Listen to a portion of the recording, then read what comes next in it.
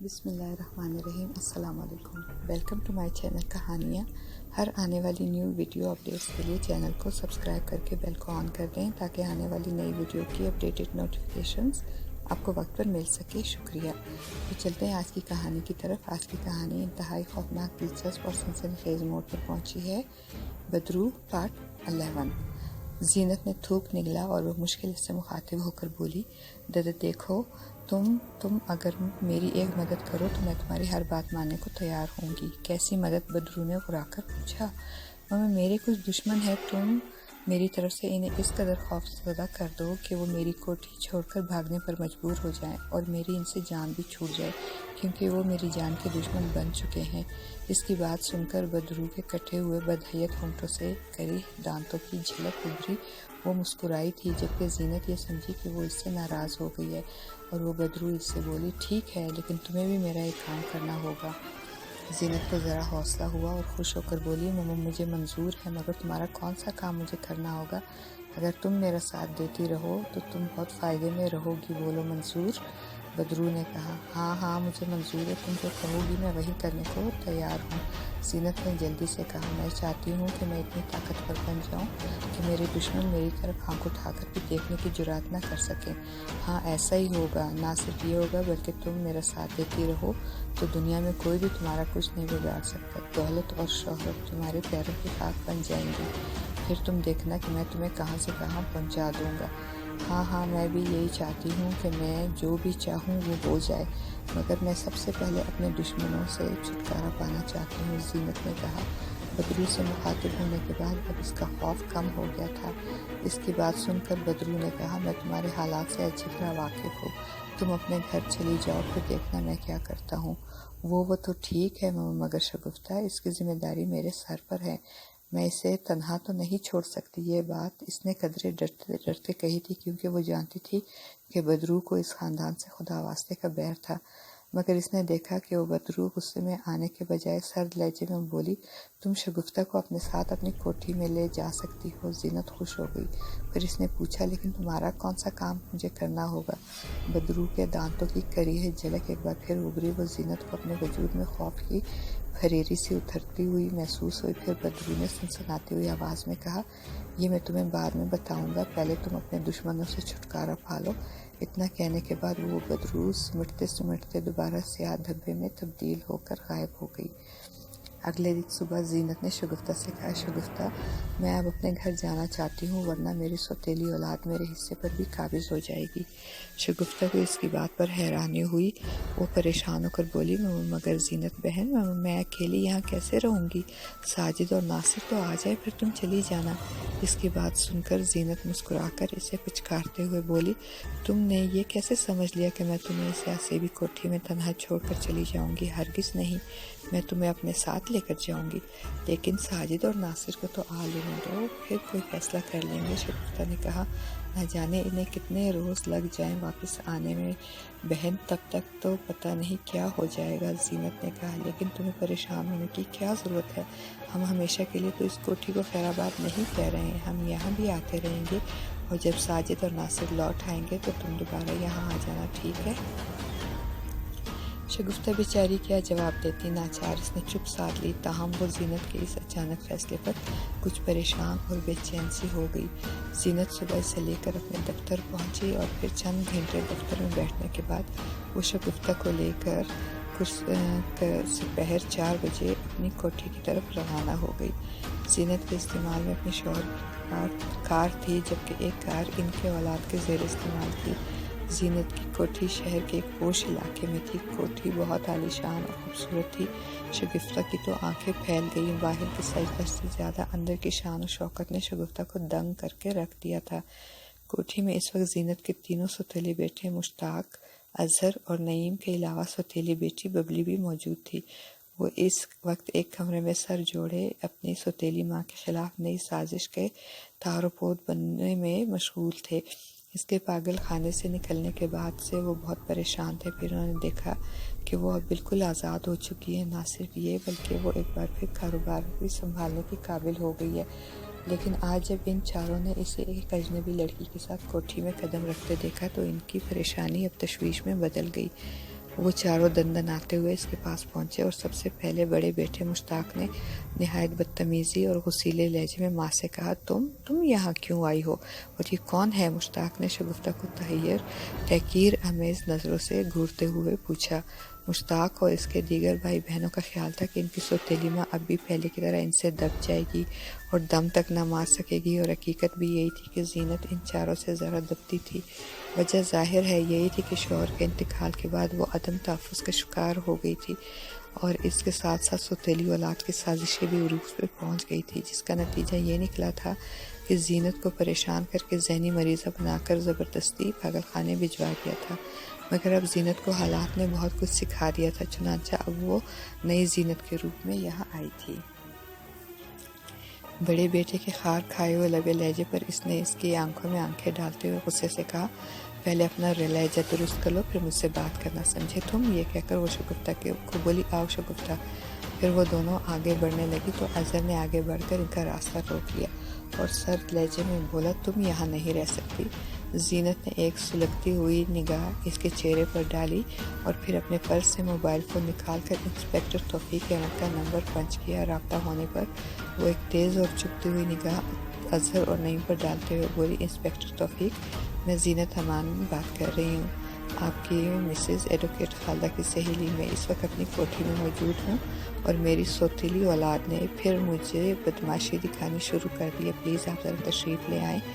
दूसरी तरफ से इंस्पेक्टर तौफीक की पुरजोश आवाज़ उभरी, आप बेफिक्र रहे, मैं अभी पहुंचता हूं। बहुत बहुत शुक्रिया इंस्पेक्टर साहब, ज़ीनत ने ममनूनियत भरे लहजे में कहा और मोबाइल ऑफ करते अपने पर्स में रखा और इसके बाद इन चारों पर एक इस्तज़ाइया निगाह डालकर शगुफ्ता का हाथ पकड़े अपने कमरे की तरफ बढ़ गई। फिर किसी में भी इसे रोकने की जुर्रात न हो सकी। वो चारों बेबसी से दांत पीस कर रह गए। ज़ीनत शगुफ्ता के साथ जैसे ही अपने कमरे में पहुंची तो अचानक इसकी सौतेली बेटी बबली दंदनाती हुई अंदर दाखिल हुई। इसका चेहरा गुस्से से लाल बबूका हो रहा था। वो ज़ीनत के बिल्कुल करीब पहुंचकर तैश में बोली, तुम्हें पुलिस को यहाँ बुलाने की क्या ज़रूरत थी? हम तुम्हारी तरह बेइज्जत लोग नहीं हैं कि यहाँ पुलिस। अभी इसने इतना ही कहा था कि ज़ीनत ने गुस्से से दांत भींचकर एक जनाटेदार थप्पड़ इसके गाल पर रसीद कर दिया।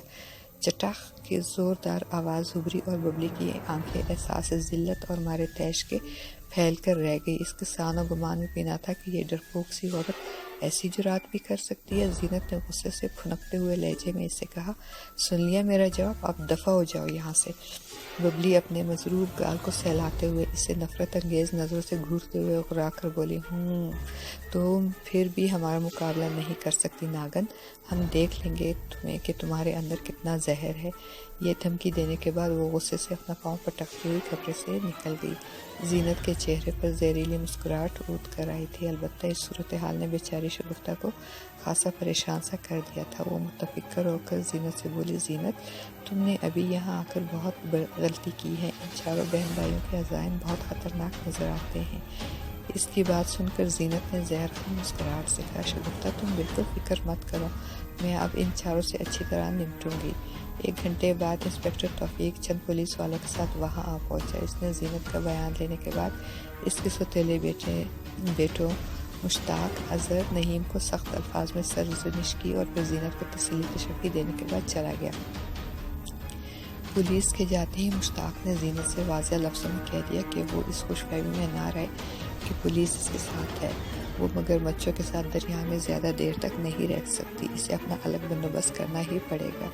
मगर ज़ीनत ने इसकी धमकी की कोई परवाह न की। शगुफ्ता को इस झगड़े में अब अपनी जान की फ़िक्र होने लगी थी, जो ज़ीनत से छुपी ना रह सकी।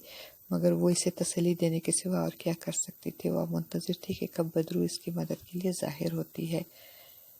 रेल कार भीरा पहुंची तो वो 2 घंटे लेट हो चुकी थी। दूर मशरिक़ की सिमत फूंक उठने लगी थी। साजिद और नासिर बोगी से नीचे उतरे।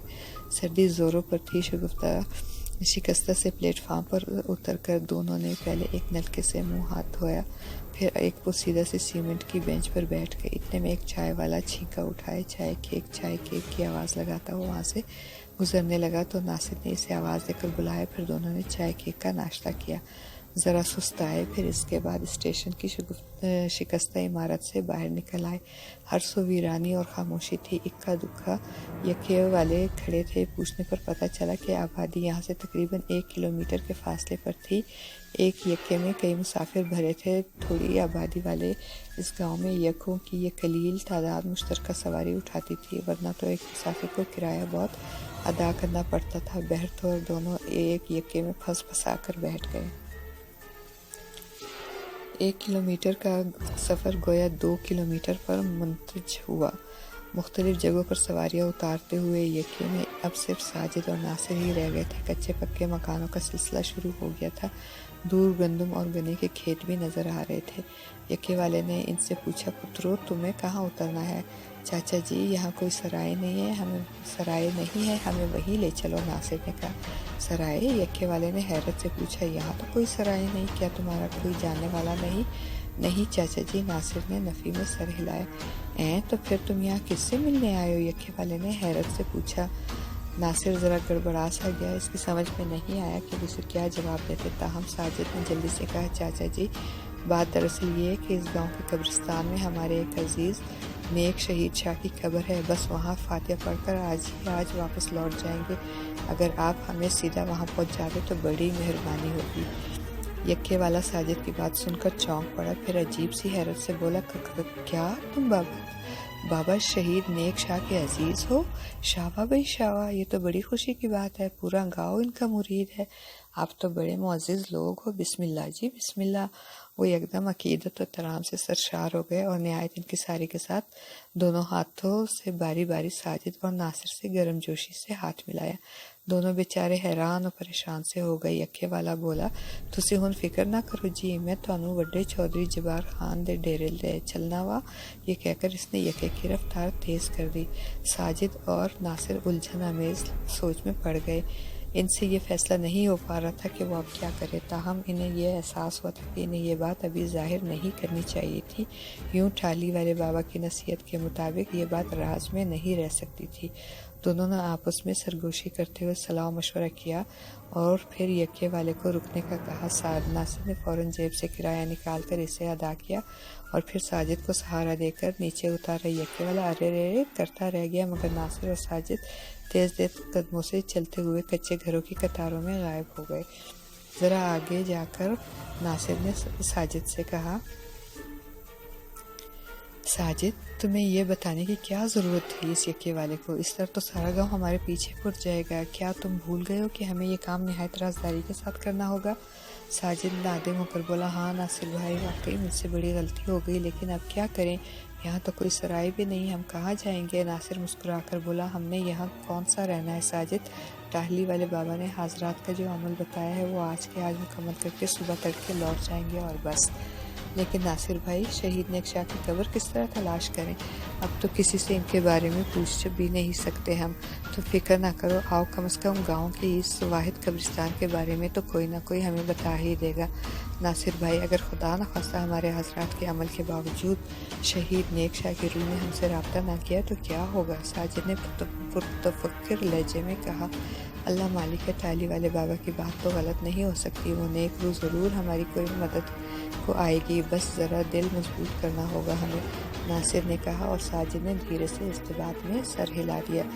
قبرستان کا پتہ پوچھنا کوئی مشکل نہ تھا۔ رات چلنے والوں میں سے کسی نے انہیں گاؤں کے قبرستان کی طرف جانے والے راستے کے بارے میں بتا دیا۔ کون سے والے قبرستان میں جانا چاہتے ہو، نئے یا پرانے والے؟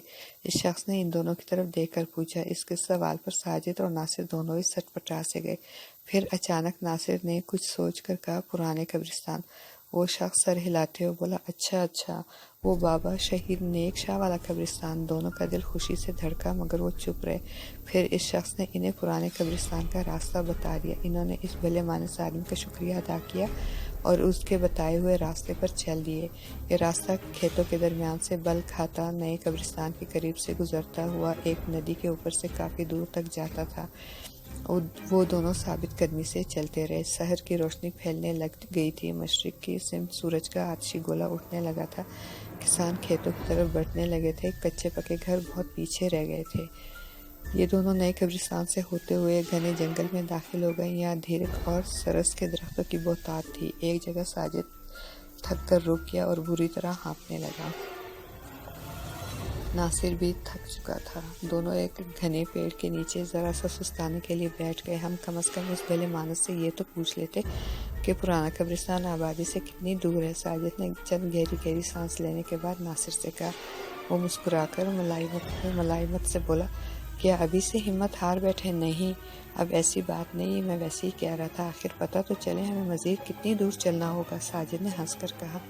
फिर ज़रा देर बाद वो उठकर दोबारा चल पड़े। जंगल मुख्तसर साबित हुआ था। आगे इन्हें एक छोटी सी नहर बहती दिखाई दी। वो पुलिया पार करके दूसरी तरफ पहुँचे तो इनके सामने छदरी झाड़ियों वाला मैदान था। सामने ज़रा दूर इन्हें चंद दरख्तों का एक छोटा सा नखलिस्तान नुमा झुंड नज़र आया था। वो तेज़ कदमों से चलते हुए झुंड के नज़दीक पहुँचे तो नासिर को टुंड मुंड दरख्तों के साए तले कच्ची कब्रों का एक तवील सिलसिला नज़र आया।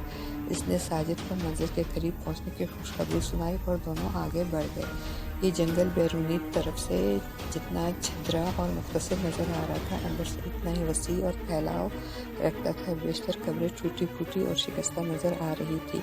साजिद भाई, हम पुराने कब्रिस्तान पर पहुँच गए। अब शहीद नेक शाह की कब्र ढूंढनी पड़ेगी। ये कब्रिस्तान तो खासा वसी नज़र आ रहा है। नासिर ने अतराफ में नज़रें दौड़ाते हुए कहा।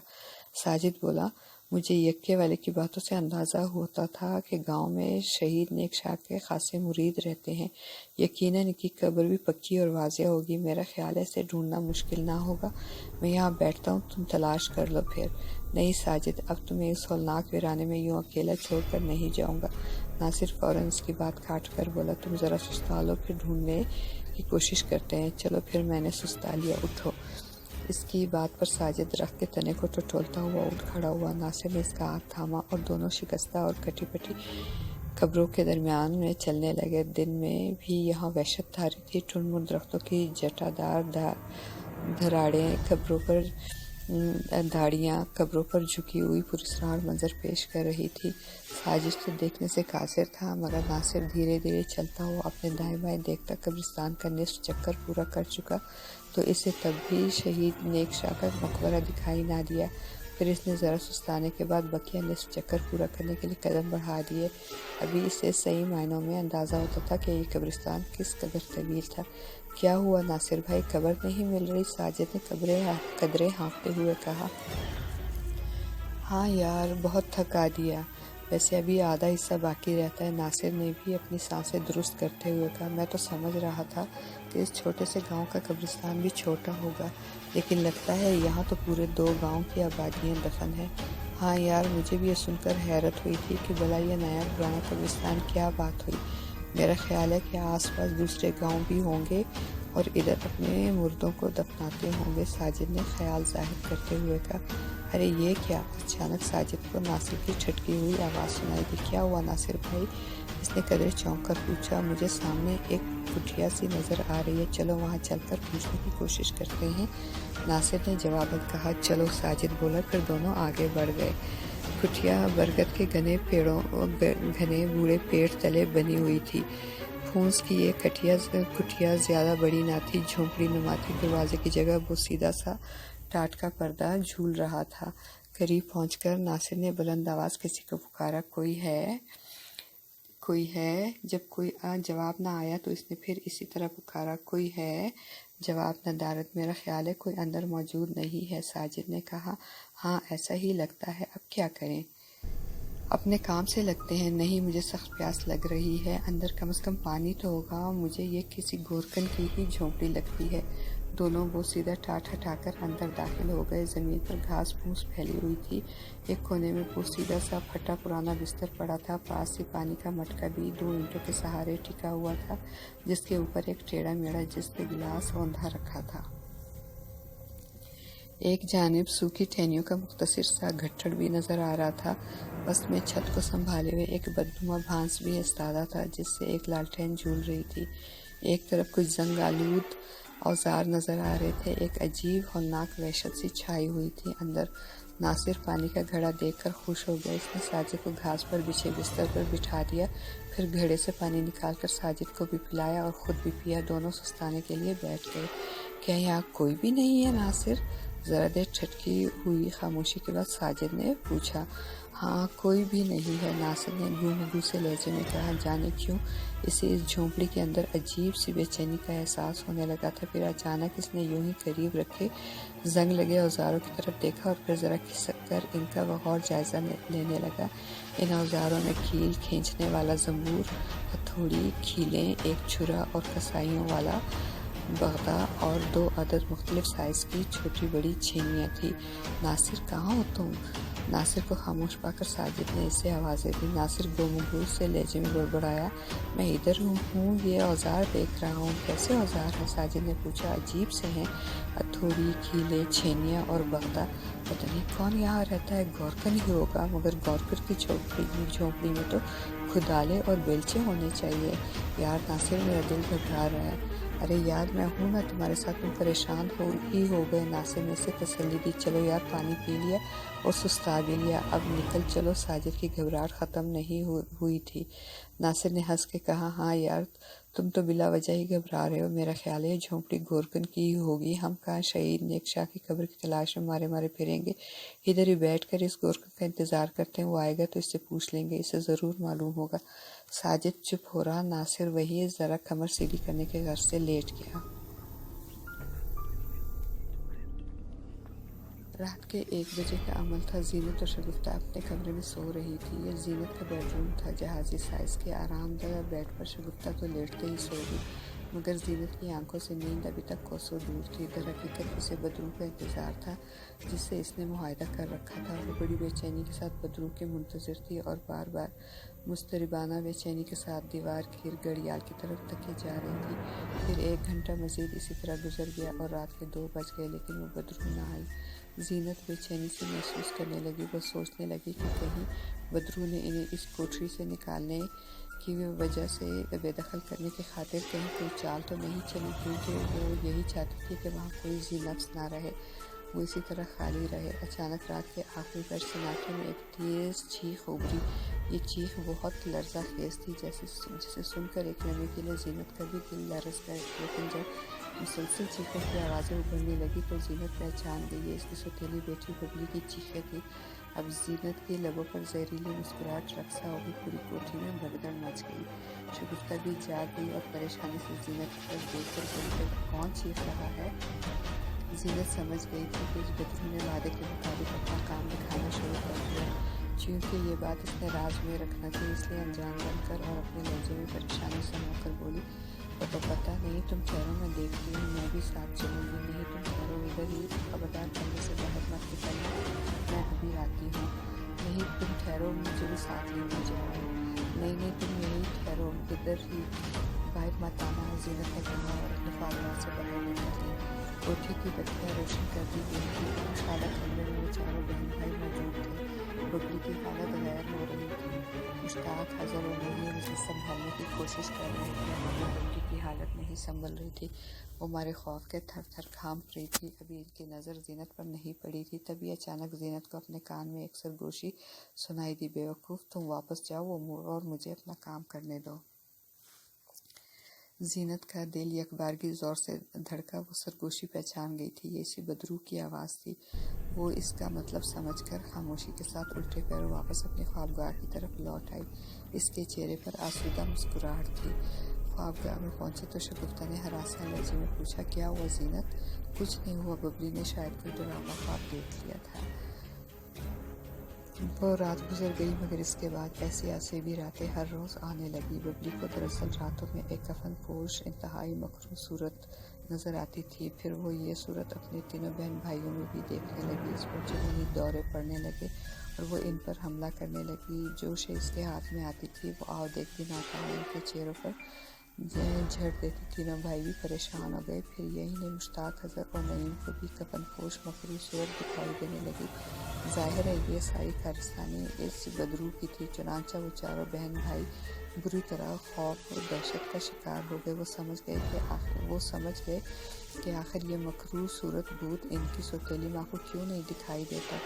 इसे तंग क्यों नहीं करता, ज़रूर वो काले जादू की माहिर थी। ये बात अलल ऐलान इन्होंने अपनी सौतेली माँ ज़ीनत से कही तो इसने भी गुस्से में आकर कह डाला, हाँ ये एक बदरू है जिसे एक काले इल्म के ज़रिए मैंने काबू में कर दिया है। अगर तुम चारों में कोठरी खादिम आती हो तो फिर तुम सबको हलाक कर डालेगी, इसलिए तुम लोगों के लिए बेहतरी इसलिए नहीं करता बोलो समेटो और यहाँ से हमेशा के लिए दफ़ा हो जाओ। वो चारों हक्का बक्का रह गए। फिर वही हुआ, एक रोज़ के अंदर अंदर इन चारों बहन भाइयों ने अपना सामान समेटा और कोठी को खैराबाद कह दिया। ताकत का अपना एक नशा होता है। अब ज़ीनत भी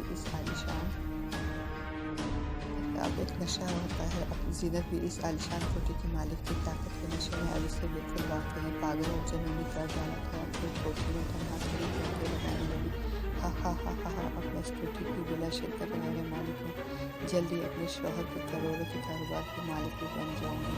ए बदरू, मैं तुझसे बहुत खुश हूँ, तू कहा है मेरे सामने आ, मैं तेरा शुक्रिया अदा करना चाहती हूँ। शगुफ्ता इस वक्त वहाँ मौजूद ना थी, ताहम इसे यहाँ के पुरस्कार हालात का इल्म हो चुका था। इतना तो वो भी जान गई थी कि ये सारी कारस्तानी इसी बदरू की थी। पहले पहल तो वो ये समझी थी कि हो सकता है इस ख़ानदान का ताल्लुक भी इसकी तरह शहीद नेकशाह से रहा हो, इसलिए भी अब वो बदरू इनकी भी जानी दुश्मन बन चुकी है, क्योंकि इन चारों बहन भाइयों के साथ भी बिल्कुल वैसा ही हुआ था जो शगुफ्ता और उसके घर वालों के साथ हुआ था। शगुफ्ता को इस बात पर उलझन हमेश परेशानी भी थी कि आखिर बदरू फिर ज़ीनत और इसे क्यों नहीं सता रही। जब इसने ज़ीनत से ये सवाल पूछा तो उसने निहायत मकारी से कहा था, मैं तुम्हारे ख़ानदान से ताल्लुक़ नहीं रखती।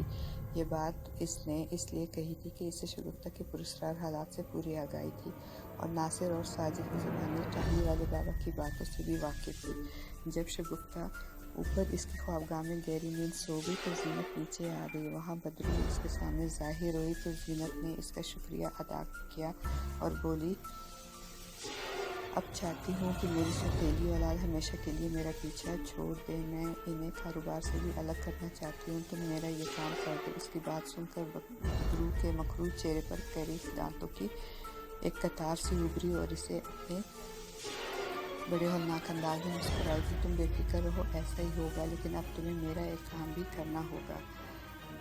हाँ हाँ मुझे मंजूर है, तुम बताओ मुझे वो काम, मुझे क्या करना होगा? ज़ीनत ने खुश होकर बेचैन